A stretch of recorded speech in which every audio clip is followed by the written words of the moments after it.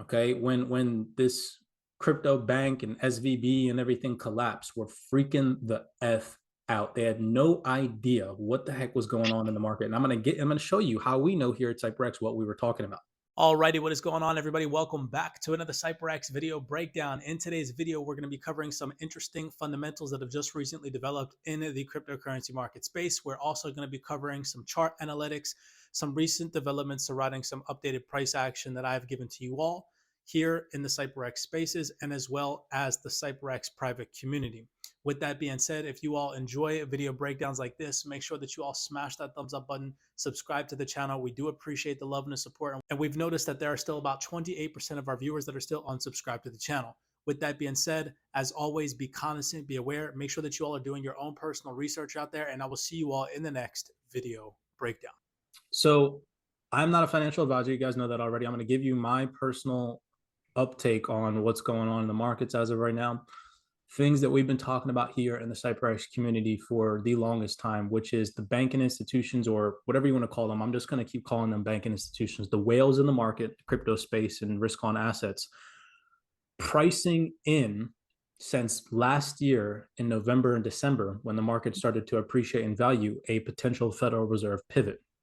And we're starting to see headlines come out. And I remember I told you guys in previous video breakdowns that the banking institutions, again, when I refer to that we're talking about smart money, people with more money than you and I that move these markets. Okay, they don't buy tops, they buy bottoms, and they buy them way before the rest of the herd starts to flood into the market. So we started seeing news fundamentals. Here's just one example.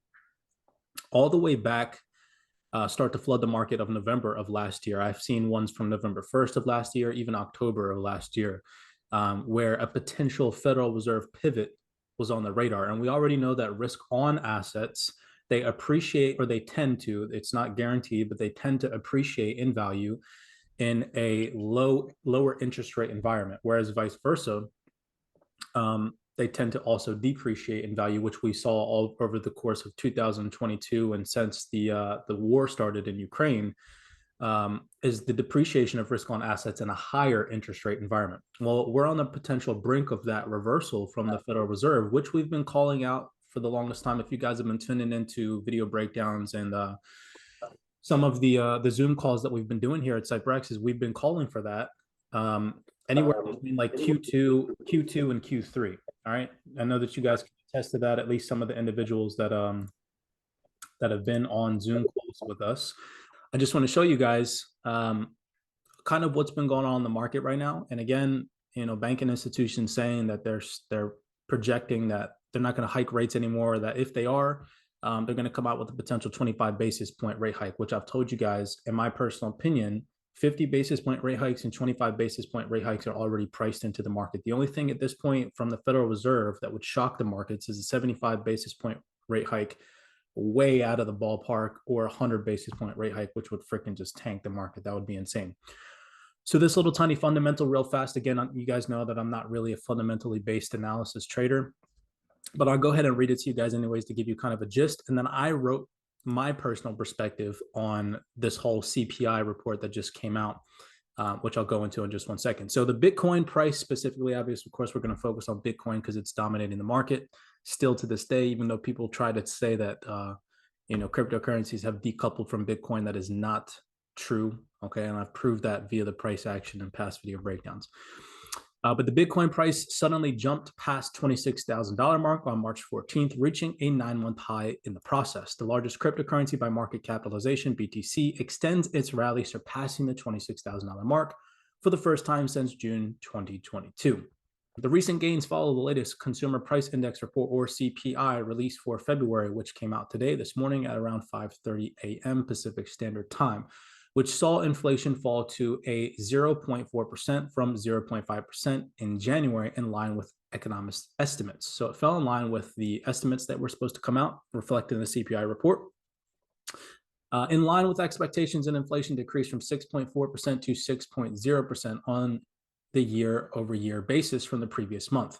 So that plays an important role in the fundamental analysis that I'm going to attempt to try and teach you guys from what it is that I understand over my past 7 years of experience in the market. Okay, and that is, I typed this out for you guys.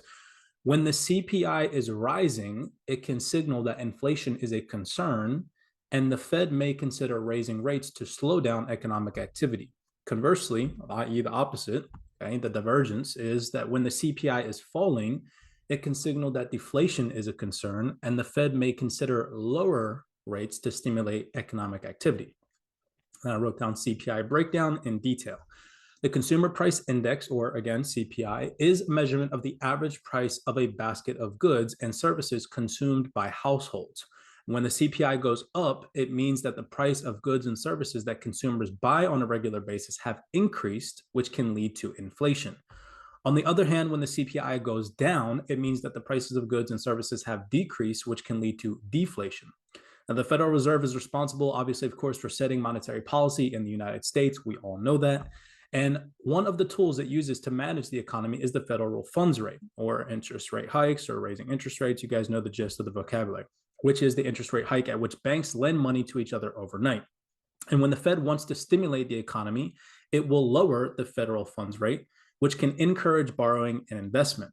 Obviously, of course, that's what we saw in 2019 all the way up until 2021, which is what caused the bull run. They were stimulating the economy. It was very easy to lend and borrow money, right? They were also passing out stimulus checks left and right because of the economic state of the world. And people were doing what? They were borrowing, they were dumping that money into cryptocurrency, Bitcoin, things of that nature, because they had an excess amount of capital. Okay. Obviously, of course, we've gone over that in past video breakdowns, how it was a bubble that was being inflated on purpose, blah, blah, blah, blah, blah. We got into that already. All right. So conversely, when the Fed wants to slow down the economy and control inflation, it will raise the federal funds rate, which can make borrowing and investment more expensive. Okay. So how does CPI affect the Federal Reserve's decision to raise or lower interest rates? In general, when the CPI is rising, it indicates that inflation is a concern, and the Fed may consider raising interest rates to slow down economic activity and keep inflation in check. On the other hand, when the CPI is falling, it indicates that deflation may be a concern, and the Fed may consider lower interest rates to stimulate the economic activity and prevent deflation. So pay attention. We see increase in CPI or a decrease in CPI, okay? Those are the key vocabulary terms we want to pay attention to. Well, let's look over at the fundamentals that came out and pay attention to those vocab words. So here we can see US inflation rate comes in at 6%. It meets expectations, yes, but why did Bitcoin price climb above $25,000?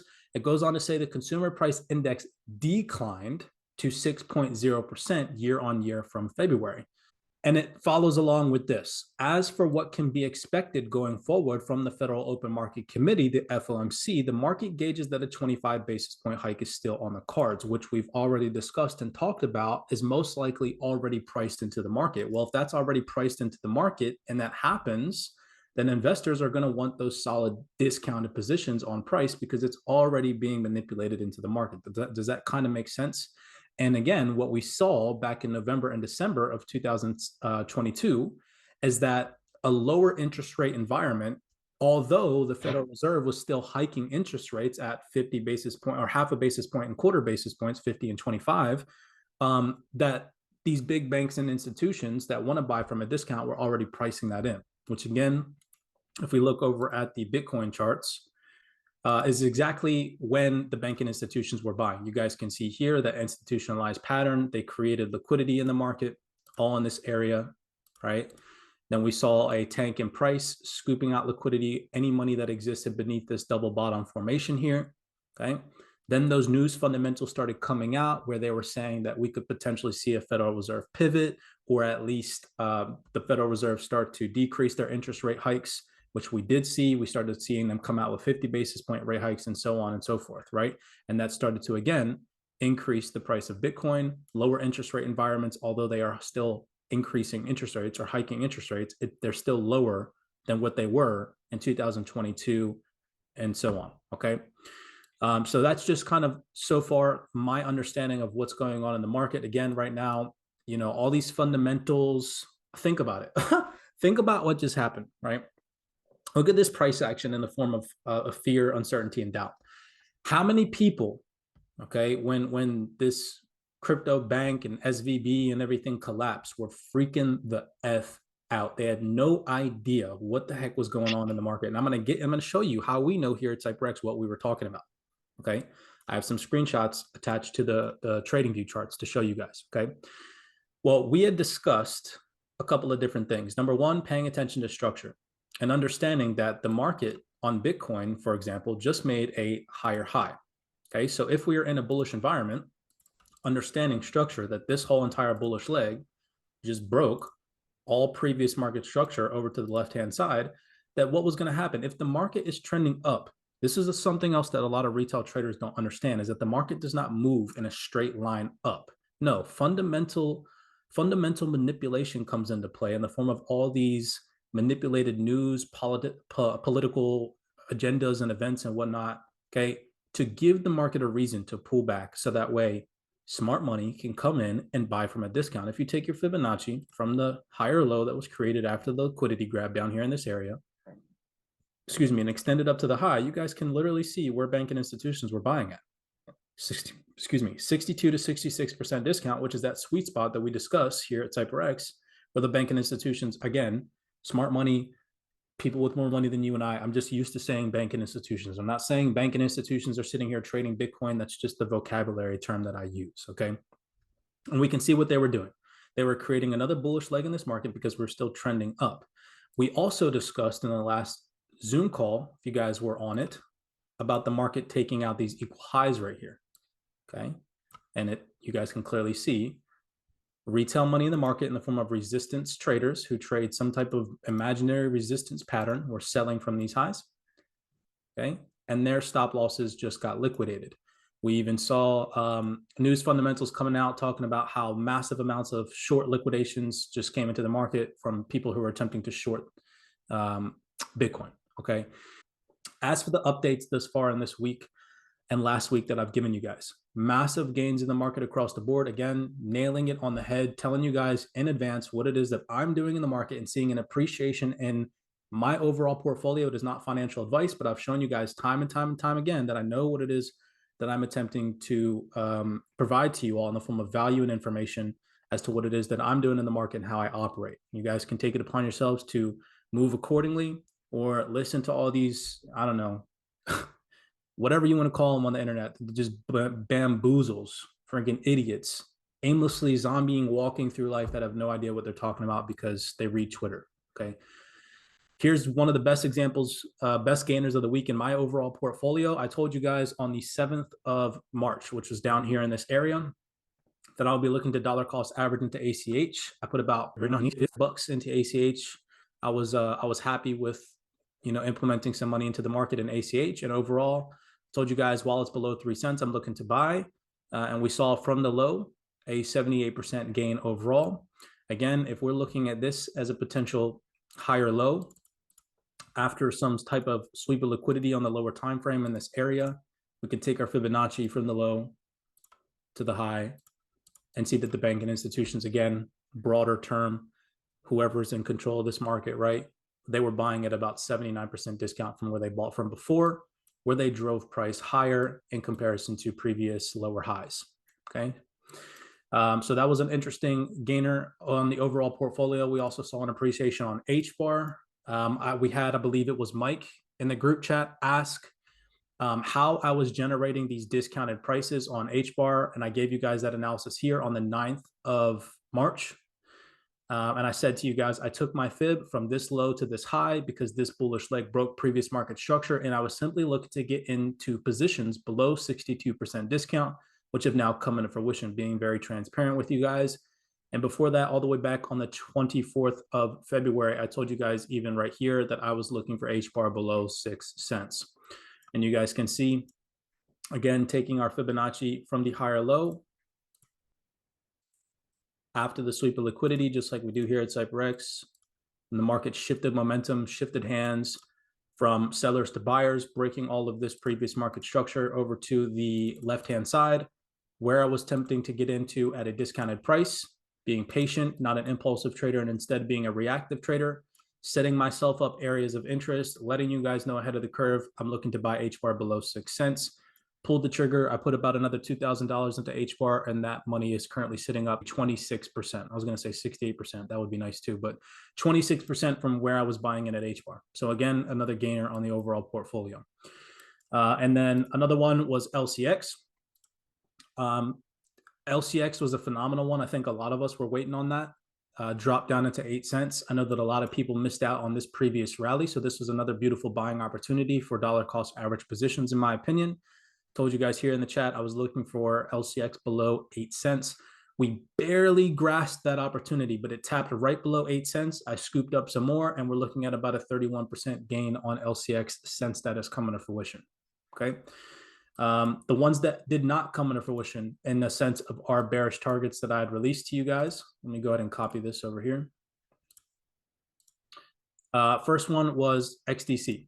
Okay, we were assuming, or sorry, excuse me, I was assuming that XDC would drop below to the 2450 psychological level, which was to come and attempt to take out all of this trend line liquidity here, mainly because I was seeing a triple touch of a trend line. One touch here, two touches here, three touches here. You guys can see that this wick from today kind of took out a little bit of the liquidity here in this area, and then we rallied. So I'm still going to sit on my hands, wait patiently, and not chase XDC. And if we ever do drop down into this accumulation zone that I've highlighted, I will seek to accumulate some more.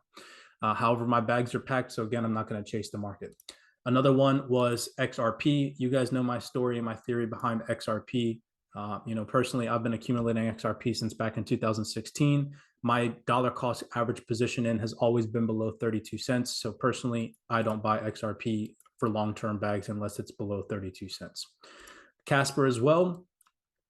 Casper, I was looking for price action to drop potentially down into that 2 cent psychological level during this whole capitulation event and news scare that was happening. Obviously, of course, that is yet to come into fruition. Personally, I don't think it is, but the majority of my dollar cost average positions in Casper have been under 3 cents, all in these areas here. So I'm going to stick to only accumulating Casper if we break that 3 cent psychological level and start to operate down here in these levels again, or maybe even tank down into that 2 cent psych level, which again is not guaranteed. It's just my my personal strategy, so that way I'm not buying at tops. Okay. Quant is the last one that we undergauged. Okay, I was expecting, again, kind of the same setup. If you look at Quant, it's very similar to XDC, which is very interesting. We're on the 12-hour time frame, and we can see that triple touch of a trend line, which is what I was gauging in the markets. Okay, you guys can see that formation here, triple touch of a trend line, all in this general vicinity. I was looking for Quant to come and tackle that $100 threshold, potentially come down here into this accumulation area, and then scale back up. We failed to break the $100 mark. We stopped at about $105 short, so I didn't tackle any more QNT or add any more to my bags. My goal last year was to accumulate 250 quant. I achieved that.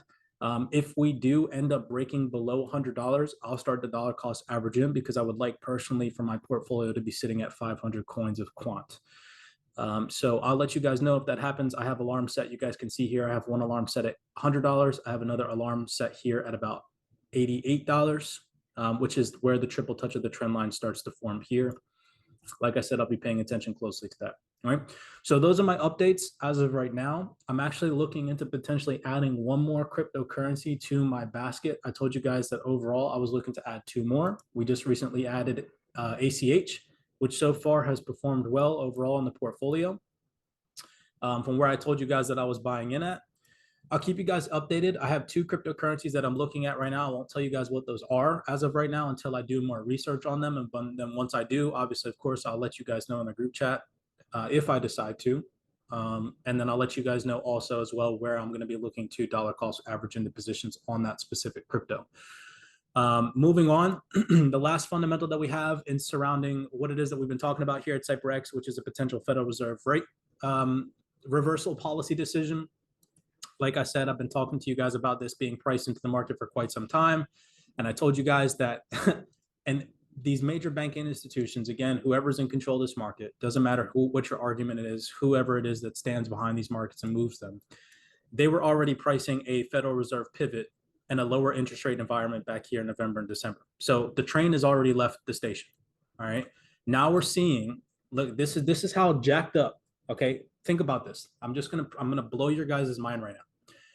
Back in November 2022, this was the end of the year 2022. Think about how they manipulate the markets. I'm literally about to blow your guys' mind. Think about Hallmark holidays.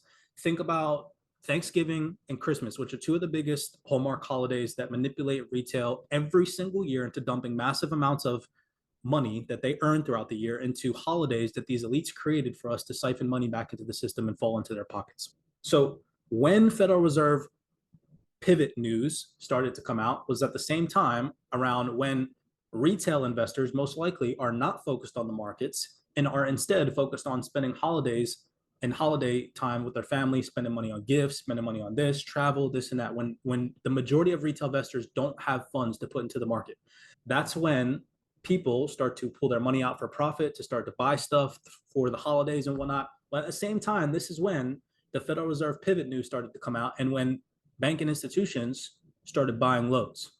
Okay. How many retail investors got caught off guard and thought that the market was going to go lower and did not buy at these discounted prices? Okay. Bitcoin at freaking $15,000 was an insane steal compared to where it is now. But now you see the news fundamentals coming out talking about now a Federal Reserve rate pause and interest rates. You guys see this, right? This came out March 14, 2023. So now retail investors are going to go read this. And what's going to happen? Retail investors are going to start buying tops now because now they think the Federal Reserve is going to pivot. Okay. And now this gives the market makers manipulative liquidity to play around with because we now have retail who are chasing the market, facilitating orders all in these candlesticks. Now the Federal Reserve, they could come out with a banger, raise 75 basis point rate hikes, which is probably not going to happen. But now people are subject to market manipulation when they don't understand that these elite individuals do things months in advance. When you see articles like this come out talking about now a potential Federal Reserve pivot, it's already gone. You get what I'm saying? They pre-planned this. Okay. If the Federal Reserve is going to pivot, then the market makers knew that months ago. Am I making sense to you guys? Hopefully I am.